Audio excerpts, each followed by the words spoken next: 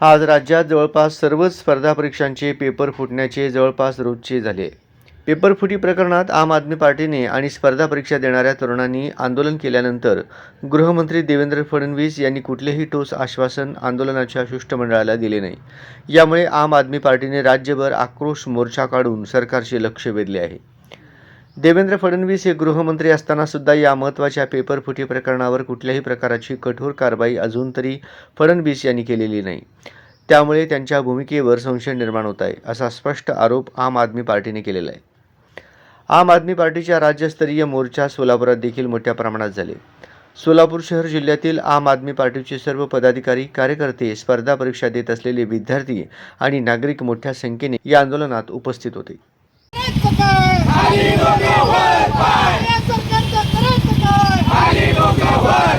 महाराष्ट्रातील युवकांच्या भविष्याचा माती करणाऱ्या सरकारचा,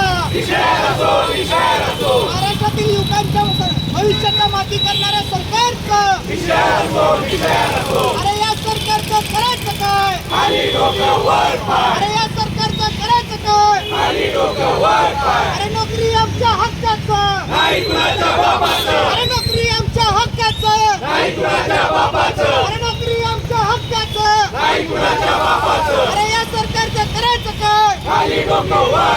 आम आदमी पार्टीने सरकारकडे पुढील मागण्या केल्या आहेत. सदोष तलाठी भरतीची परीक्षा रद्द करून तलाठी तसेच सर्व परीक्षा महाराष्ट्र लोकसेवा आयोग मार्फत घेतल्या जाव्यात.